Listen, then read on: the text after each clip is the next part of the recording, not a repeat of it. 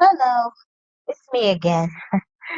If you hear the zzz noise, that's my fan. I came back to tell you something that God wanted me to share with you. The Lord said, in order to bring in something new, you have to destroy the old to bring in the new. And there are these two Hindu gods that the Indians believe in. I don't want to say the name, but it's Shiva, which I rebuke Yeshua's name.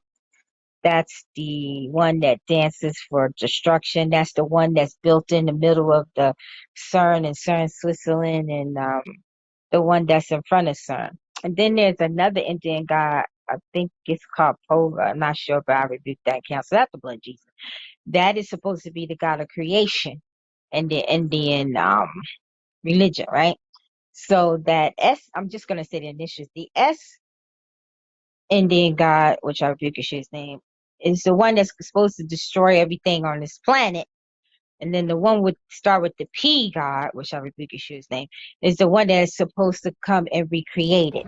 So the powers that should not be are using these deities to do that. This is why the SHVIA one, which I rebuke his name, is in front of Cern and Cern, Switzerland, and its image is in the middle of it, right? So the Lord said that they just trying to open up stuff. They're trying to open up portals. So listen, they don't want to destroy the world. They just want to destroy mankind, right? And they want to flatline the world and recreate it, copying what God gonna do in end days when it's all said and done. He gonna flatline this earth and bring down the new earth. He don't even gotta recreate this earth. He's just gonna flatline it and bring down the new earth that he already has for long ago, right? So the enemy's just trying to copycat and do what the Lord is doing, but he's trying to prevent the Lord from doing what he want to do. But you can't prevent God from doing anything. No one's more powerful than Yeshua and Yahweh and the Ruach, right? So we just have to pray, guys, that these destructions that's on this earth does not continuously destroy this earth, does not strip this earth of mankind. Because see, they're trying to destroy mankind as well and recreate us in their image, right? But that shall not be so in Yeshua's name, right?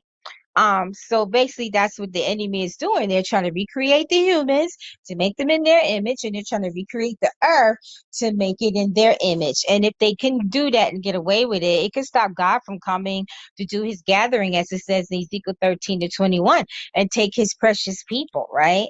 But also in the book of Matthew, I think it's between 20 and 23 or 24, it says that Yah's going to come to the barnyard to collect his wheat that's left, and it would be a small remnant. So he's telling us that a lot of people are going to be changed from the true creation of God into the creation of these two entities I'm telling you about, and what Yada thought and all of them want. And it was and that it was going to be a small portion of God left. And it also says in the Bible that God's going to speed up the time, because if he didn't, the very elect couldn't be saved. So he's letting us know that what the enemy's going to do is going to spread far and wide, and that there was going to be a small remnant left, right? But we, the children of God, we can alter the enemy's plans. We can alter what they do because we have the power and authority of the Lord. And all we have to do is speak it, gather together and agree and come in agreement. You know, this is why they're keeping us in such division, keeping us disunitized, keeping us away from each other, throwing so many different gods, you know, making your own self a god, worshiping this idol, worshiping that, worshiping this person. You know, as long as you out there worshiping everything but the true one God, you can never come unitized. You can never become one to beat the enemy and run them ragged off of this earth, because it don't belong to them. They're invaders. They need to be evicted, you know, and you can't be afraid to pray these kind of prayers because God is with you. If you living right, you're not sinning. You repent and you're doing right by God to the best of your ability. You have no fear. You should not have no fear to pray these things, because we, the church, are responsible for each other, and we're responsible for mankind. God gave the church the care of the earth and the care of man, and the church is not doing a good job at all. You know, and the earth is vomiting up people. The earth is vomiting up things. You know what I mean? So, we got to pray, guys, because it's getting serious out there. And if you don't want to be changed outside of what you was already created from God, if you don't want this earth to be stripped and decimated and changed, and if you want y'all to come and get you, you got to start praying, because there's only going to be a small remnant left that's going to be of the Lord. Read your Bible. Shalom.